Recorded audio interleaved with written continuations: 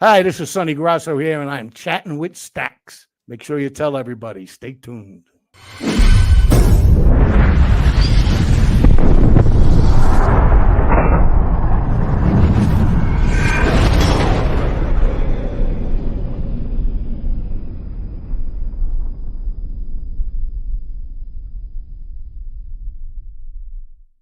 Welcome to this episode of Chattin with Staxx. I'm your host, Bill Staxx, and today I got Sonny Grosso, the song father.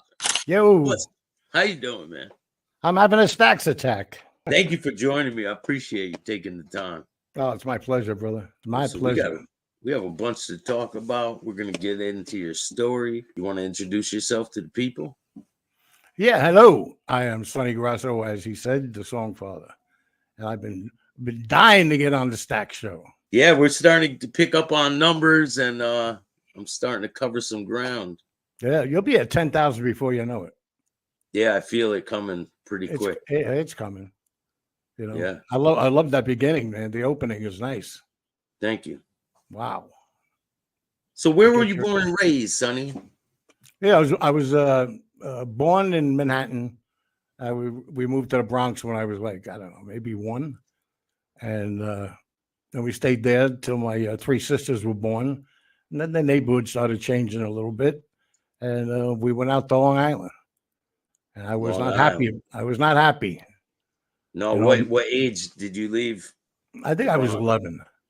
You know, but 11 in the Bronx is like 18 on Long Island. You know what I'm saying?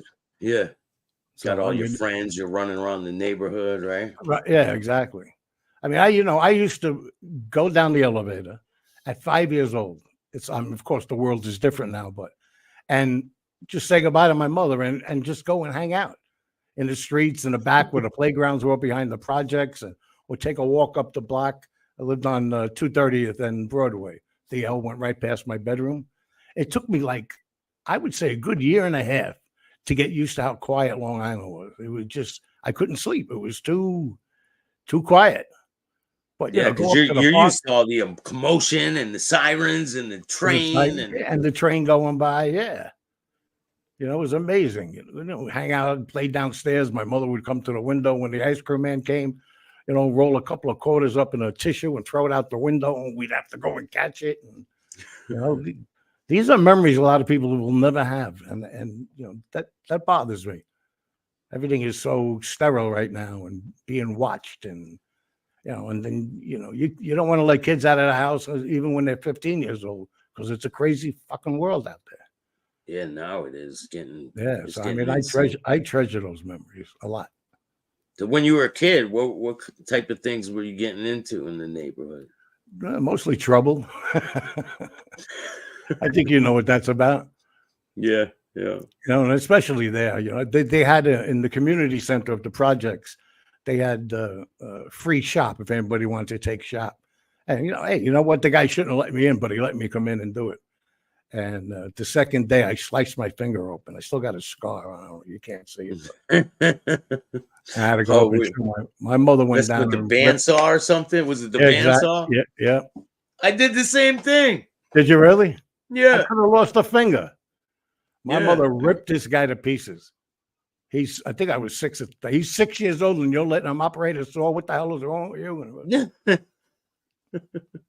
So after you moved to Long Island, what's your life like out in Long Island?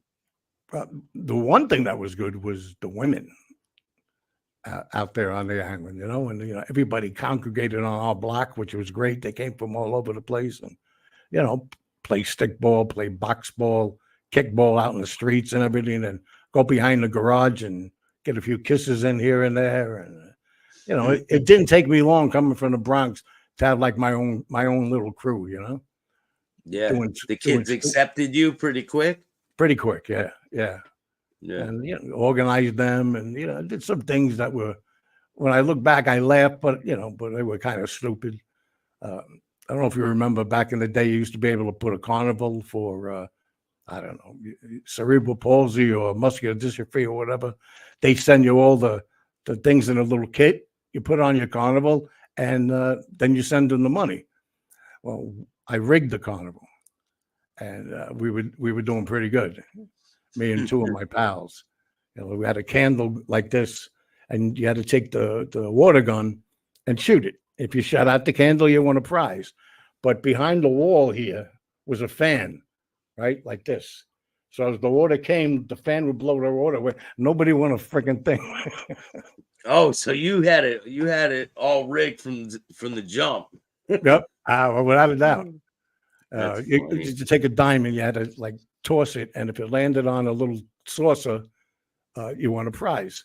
And I put WD-40 on it and some melted butter.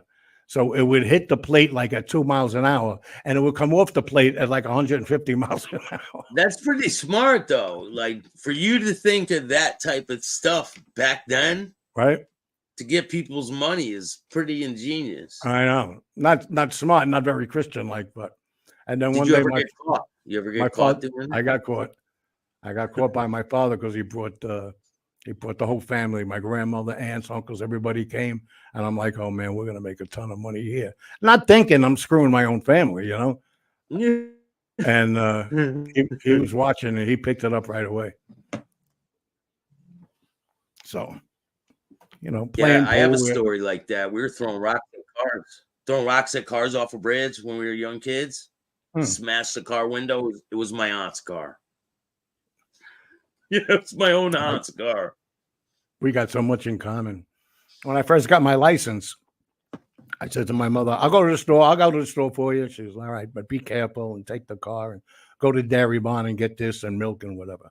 So I go and I drive nice, perfect. I pull up. I felt like the king of the world. And get what I got to get. On the way home, I said, I'm going to stop and stick it up my cousin John's ass that I'm driving. He's not, because he was 2 years younger than me. Yeah. And so I pull up in front of the house and I back up and I go to hit the brake and I hit the gas by accident and I back into my aunt's car and I take off immediately. I pull into the driveway, boom, boom, boom. How'd everything go? My mother says. I said, good. You get everything? I said, got everything. You came right home, right? I'm like, yeah, of course I did. She goes, you want to hear a funny story? I said, yeah, sure, Ma. She was, Aunt Joan was on the phone with me and she was looking out the window at something. And she saw a car that looked like mine back into hers and take off. I'm like, oh my God. Oh, so Caught, nailed. Oh man. It could only happen to me. What can I tell you? Yeah, I've been in similar And then what? situations, taking my friend's mom's car, driving around the neighborhood, end up crashing my friend's mom's car into a snowbank. It was terrible, oh my God. man. In sketching, you remember sketching? On the back of the cars when it snowed out? Yeah, just writing on the windows. No, we would hang on to the bumper. Oh yeah, we used to hang on the UPS trucks. Yeah, or the buses. Yeah, it was great. Yeah. That's another thing these kids today won't get. Even last generation, they cleaned up the snow too fast. So I just feel bad. Jump off roofs into the snowbanks. Into the snowbanks, yeah, especially when they would plow it and leave these giant mountains at the end of the block, Yeah. Today the kids are jumping across the Long Island Railroad and the subway trains from one to the other, and they're all dying left and right or getting crippled and silly stuff. Yeah, mine was risking their life, risking their life for of thrill. For a thrill, exactly right. Yeah. I mean, we all need thrills in life, but be smart. Come on. Yeah, I know some people, man. They don't think this internet is really corrupting people. Well, TikTok is the one that really did it. All these silly things that they do, and it really escalated when TikTok came. And Tide Pods, huh? Tide Pods. Oh yeah, right. What the hell is that all about? They're hanging themselves in the. They hang themselves in the closet. The Tide Pods. People are eating them. Eating it. Yeah. Well, they didn't have Italian mothers then, that's for sure. No, because they would have got a spoon of spanked right over their ass. They used to threaten us with it. I'm gonna wash your mouth out with soap. I tell you a funny story. I used to get hit with the spoon all the time, man. Well, yeah. The wooden spoon. So what's the soap story? I was in the backyard once with my friends hanging out doing shit, We had a nice little tiny backyard. But so, you're 13, 14 years old, your shit don't stink. And So every other word was fuck, you know. And I went to this Yeah. fucking place. We're gonna go to the fuck. So my father comes home and he calls me upstairs, and I go up and I go, "What's the matter? You know, close the door. You know, close the door." Are the 3 words you don't want to hear as a child. And I said, "Okay," and I closed the door. He goes, "So your mother tells me that you're a big shot, hanging out with your pals and everything." I'm like, "Well, I don't know if I'm a big shot, but yeah, we have fun." He goes, "Yeah, you know, she can hear, the windows open. She can hear everything you're saying." So now my mind is like going crazy. Like, what the hell did I say? You know, did I, do something wrong? And I said, I don't know. What did I say? He goes, "Fuck." I went, "Oh, yeah, I'm sorry." He goes, "You know, but you said it a lot. So you know how we're going to get it out of your system? I want you to keep saying that word until I tell you to stop." And I sounded like some kind of deranged duck if you were outside the door, because all you heard was fuck, fuck, fuck. Again, say it again, fuck, fuck, fuck. For like 5 minutes, that's all I was saying, you know, like a chicken with a lips or something, like a fuck, fuck, fuck, fuck, fuck, fuck, fuck. It didn't work. Yeah. It didn't work. Go downstairs. My friends are still waiting. What happened? I go, "Oh, my father, he's fucking pissed at me." Yeah, you say it right again, right? Right away. Yeah, exactly. But yeah, So and they're gone now. So was there a lot of mob guys in the neighborhood? not in this neighborhood. Um, Maybe a half hour, 20 minutes away. You know, we had a lot of celebrities in the neighborhood, which is fine. We were in Hempstead, and it was, you know, a quaint little place. Hempstead was. It's not now. It's a very dangerous place, but and Telly Savalas is up the block, and Edward G. Robinson was up the block, and so you'd see limos and everything coming all the time, and it was just like, you know, hey, oh, look who's here. You know, that was it, because we were into our own thing. So Yeah. but yeah, later on, that's a whole different story, you know. So where did your life take you after around 16 and moving forward? Where does your life take you? Well, you see, it was graduated. They sent me to St. Mary's High School. It was up in Manhasset because I was too crazy with girls, they said. And so it was an all boys school. So they said, and it's run by the brothers, and that'll straighten you out. And so, I got no choice. So I went. And I'm used to having girls sitting in the next seat, and now you don't have that anymore. And it was fun. It was good. The girls' school was right across the street, so we would hook up anyway. But when I graduated from the school that was going to straighten me out, I was voted most popular, wittiest, most unpredictable, and most unique. My father sees all these awards. He goes, "Oh, good." You know what this tells me? Class clown. That's what it tells me. Dad, what can I tell you? Yeah, you graduated, right? I did. I graduated. The brothers were a little tough, but I was a little tougher. And one of them pulled my hair while I was sitting at his chair, and because I was talking to some shit, I don't know. But he came and pulled my hair from behind, and it's just a reflex. But I got up and I gave him a look like a pop, and I want to take my hand back, but it's too late. I'm like, I'm in trouble now. But he goes, "We're going to go down to the principal." I said, "I figured that was coming, but then I'm going to have to tell him how you pulled my hair." Sit down. I went, "Oh, that's how it works. All right, I got it now." Yeah, So I remember back in the day, they used to be able to put their hands on you in school. Yeah. Yeah. When I was in 8th grade, I got smacked with the yardstick, whatever. Sister St. Henry, I'll never forget it. And she left a welt on my arm. And when I went home, I told my parents. The first thing out of both their mouths, "Well, what did you do to deserve it?" And I'm like, wait, you're missing the point here. She hit me with a stick, and yeah, she's allowed to. I'm like, "Oh, I don't like this." Yeah. Now forget it. My principal grabbed me by the ear and was dragging me to the office. Called my mom. Yeah. Oh man, they'll go to jail for that type of stuff. Now they go to jail for it. Absolutely. Even the parents, you got kids calling the cops on their parents if they hit them when they came home, or they were, rude or nasty or cursed at them or whatever it was. You give them their Xbox away. Take their Xbox away. They're calling CPS on you. Yeah. Right. I don't know if you ever saw that video of the father. The kid was being a real, when I say kid, he was like 17, but he was being a real dick. And he's like, yeah. And he takes his, wasn't the Xbox, the other one. PS2. A Huh? PS3. PS2. Takes his Yeah. PS2 into the driveway, puts it down, tells his mother, bring the kid out. He brings him out. And what are you doing with my PS2? He goes, watch. And he smashes it with a big hammer. Boom, boom, boom. The kid is going absolutely out of his mind crazy. You know, Kids he have called, hurt their parents over that, you know? mm-hmm, There's kids who mm-hmm. killed their parents for taking For their something like that. Without a doubt. Without a yeah. doubt. It's crazy. The So devil. by this time in your life, did you know what you wanted to do with your life? Did you have a plan? Yeah, I wanted to sing. You know, I liked singing. When I first moved out there, I was an altar boy, in the church, and never made it to an altar boy anywhere else. You know what I mean?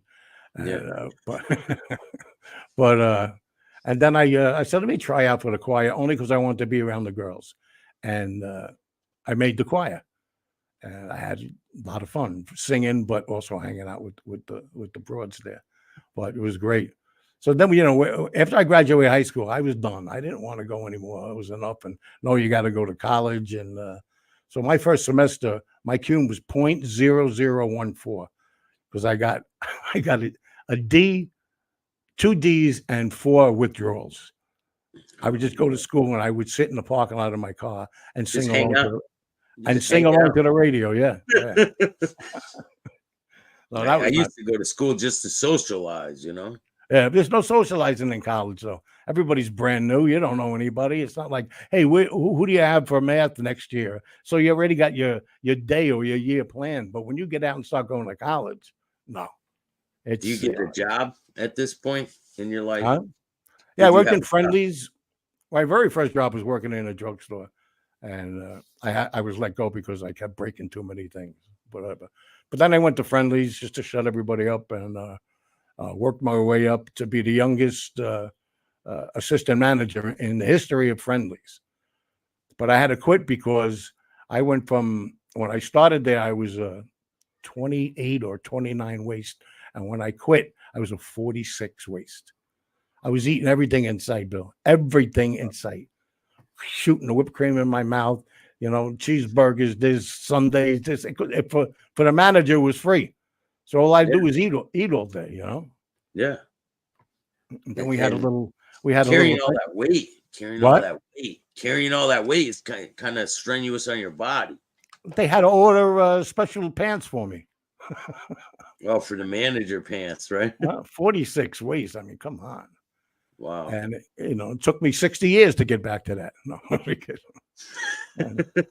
we had a thing going there that you used to be able to buy a half gallon in Friendlies, and it was $1.25. And everybody, for some reason, always paid $1.25. They always gave you the dollar, and they had the quarter, and they'd give it. So it was me and 2 other guys. It's always me and 2 other guys. And if they paid, we just put it aside, and then at the end of the day, we'd meet outside and whack the money up, whatever. And one day, one of the guys got caught, and he ratted me out. And so I got called down, and the manager says, we're going to have to let you go. And I go, for what?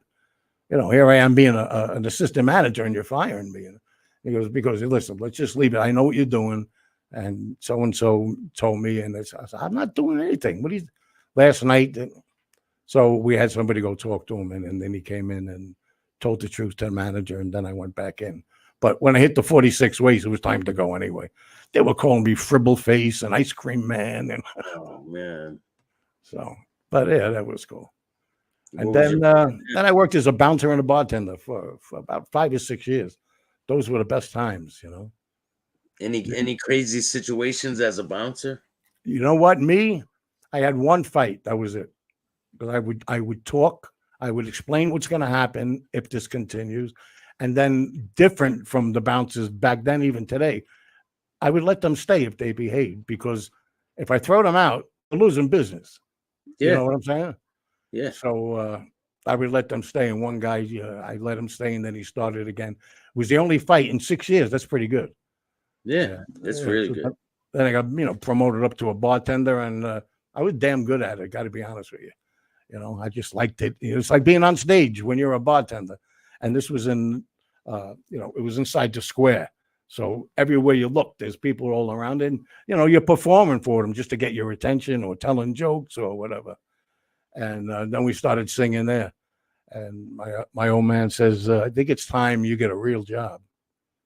I said, Dad, I'm taking home like $700 a week. Back in the 70s, cash, that's a lot of money. What are you kidding? Yeah.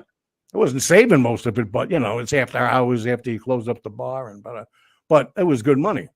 And so anyway, I went to work for A&P, the food stores, and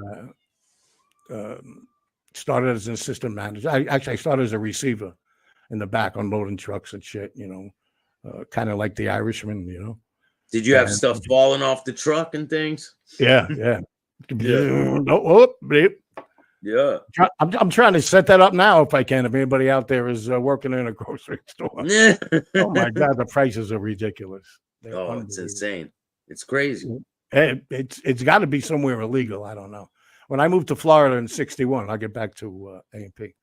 I moved down here in 2021, and I go to Publix and I go and buy food for the house, and I couldn't believe it. I was like, "This is Shangri-La."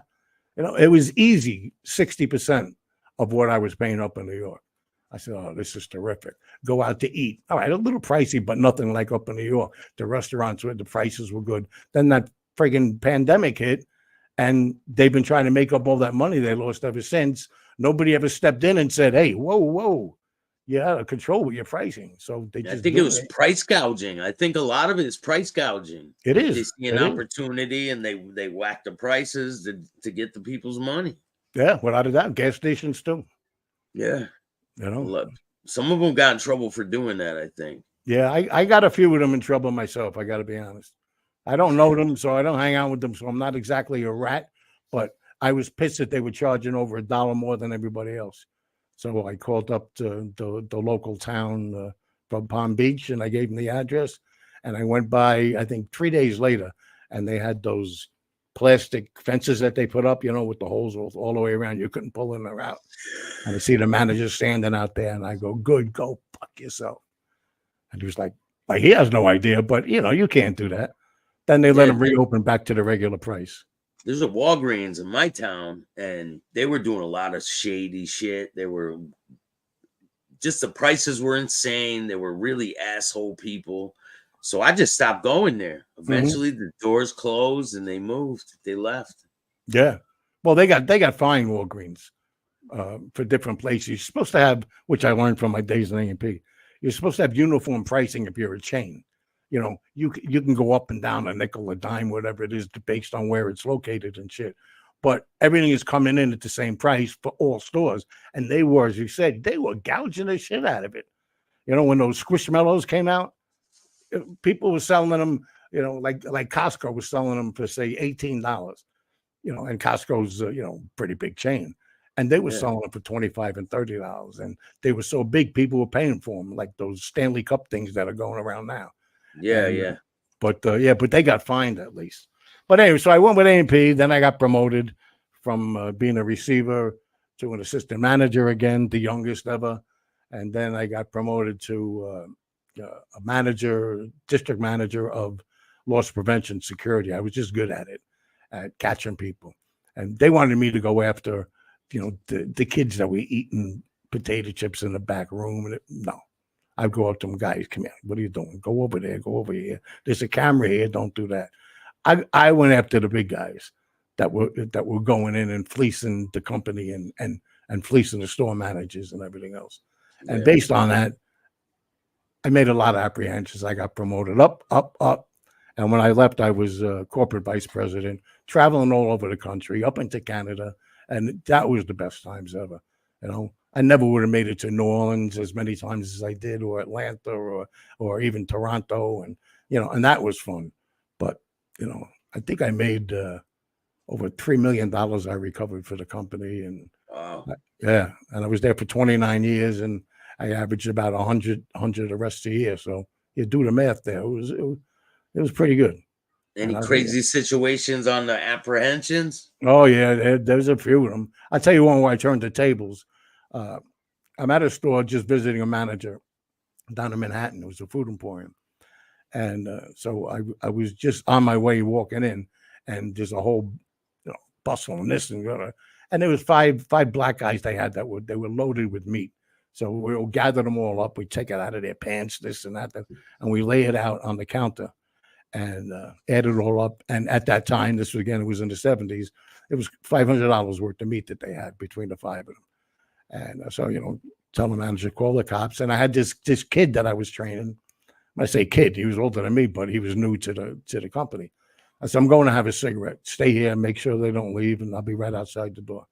And so I go outside, and I'm having a cigarette, and I got a tap in my shoulder. I turn around, and it's him.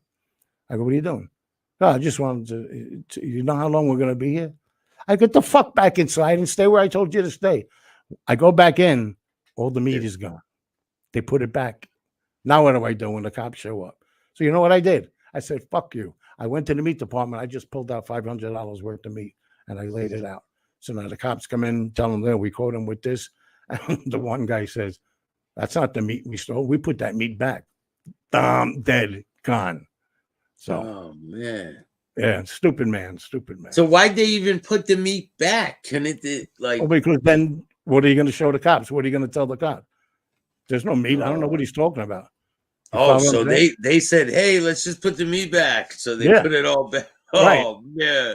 So they probably would have got away with it until he said, no, this is bullshit. That ain't the meat we stole. We put that meat back already. Oh, so you did steal meat. You could see his face go, oh shit, and then out they went. But yeah, I had a case where up in the Bronx, the warehouse up in the Bronx for the food emporiums, Shopwell Warehouse, they were losing a lot of money in fish that was coming out of the fish department. It was a big giant warehouse. And so they asked me to check into it. I said, all right. So I did what I had to do. And I narrowed it down to two guys and put a little surveillance on them. And they were taking it to a fish store, a fish market over on Crosby Avenue in the Bronx. So, I gave it like 3 days and, tracked everything that was going on. On the fourth day, I grabbed the same kid that came out and tapped me on the shoulder. And we went there and filming the whole thing. So there could be no back ones in it. And we went in and we got him. And then we took statements and this and that. And I got that. And it was a beautiful case. I got all kinds of awards. And the FBI got involved, which I didn't like. And they wanted me to go undercover, since I'm still working there. And I said, no. I was doing this for the company. I don't do that shit. I wish you guys luck or whatever. And I think it was a week later. The other guy's name was Dominic. Dominic got fish dropped on his front step. 2 fish with a note on it. One had his son's name. One had his daughter's name. That was fucked up. And I got an octopus mailed to my house. No name or nothing on it, but it was wrapped in the same kind of paper. I'm like, what the fuck? And it turns out that we unknowingly stepped into a big thing. That's why the FBI, and nothing against them. They're good ones out there, but that's why such fucks that they are. They didn't care about me. Just they wanted to use me. So they would never get one of their own people to get into where I am because I knew everybody that was there. You know what I'm saying? And I'm glad I said no, but that was a message right there. And I think it was the following week the fish place blew up. So that was when it was getting time to either be promoted or retire because that's not what I signed up for. So yeah, that's insane. So the whole theft operation went a lot deeper than you thought. I just thought it was our guys, that worked in the warehouse trying to make a little money. I understood it. I get it. But then you have your job to do, and I had my job to do. Yeah. And, back in the days, even in the real world of that thing, everybody understood that, Yeah. These guys on this side of the street knew that these guys on that side of the street had a job to do and vice versa. There's no animosity there. There was no hatred. There was no talks about whacking or killing or whatever it is. You didn't do your job good enough, so you didn't catch us, or you did your job good enough, and we didn't do our job good enough. Now today, with everybody dropping dimes and quarters and this and that, it's no good. And, I know I get a lot of shit when I say this, but the streets are so uninhabitable right now because there are nobody out there. There is nobody watching the streets like it used to be. You know, I mean, if you go into John Gotti's neighborhood in Howard Beach there, everybody still talks about they never had a problem on the streets there because they had their own police department for real, you know? Yeah. So, and that was it. After that, I retired out of there. I opened my own investigation company, and I did that for a few years. And what type of investigations do you get into? Were you catching guys cheating on their wives and things yeah, like mostly domestics. You know what? But you know what made me stop it? I didn't like the fact that I was breaking up families, you know? And I'm going to be honest with you. A lot of people don't understand this, but the women cheat more than the men based on what I did, the cases that I did. It's unbelievable. You know, the guys would leave the house at 7 o'clock in the morning, and by 9:30, 10 o'clock, these women are dialed up and decked out and ready to go. And I'd follow them, this and that, and da-da-da. And 9 out of 10 times, if the guy was caught cheating, and they were in a nice area like, you know, Garden City or something. yeah.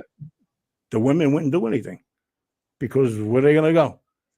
You know, they're driving a Mercedes. They're living in a fucking all the money. The guy's making all the money. And I be honest, I can never understand that.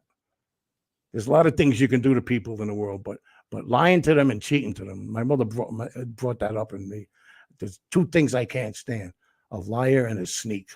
And you know, it stuck with me all these years. So. And then, that's my values are the way they are. My stepfather used to tell me, like, don't tell on your friends. Like, just don't tell on your friends. Yeah, it goes all the way back to, I think I was like 12 years old, and we had a bicycle borrowing ring that I ran with, again, two guys. And so if we saw a bicycle, you know, we'd go take it, bring it into one of our backyards, break it down, turn it into those big banana bikes with the big fork in the front and this and that, and then sell it for like $10, you know, which is nothing. We were making nothing but money. So one day I'm in the car, and my mother's taking me to the dentist, and we're going past this school. It's called Ludlam Grammar School.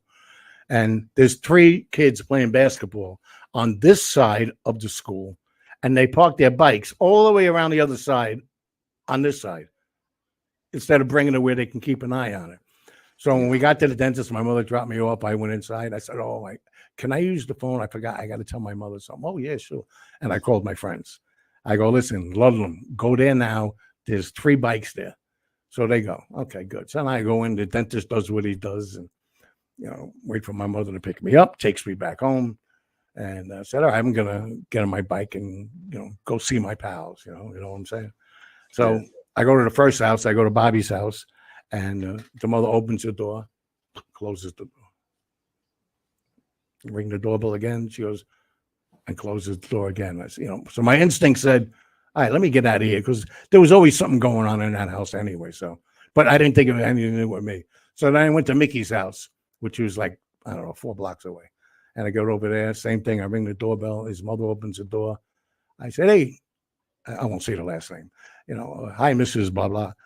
Is Mickey here? She goes, yeah, he's here, but he can't come to the door right now. I said, oh, well, can I wait? Can I wait here on the stoop? And she says, no, you can't wait here at all. As a matter of fact, I don't even want you here. And she closes the door. And now I said, okay, now it's me. It's personal now. And he finally, I go back home, and I'm just sitting in my room. What are you going to do? And finally, I hear my mother go, hey, hold on. You know, Sonny, Mickey's on the phone. Boom. What happened? They got caught. First thing out of my mouth. Did you mention my name? No. All right. And I hung up the phone.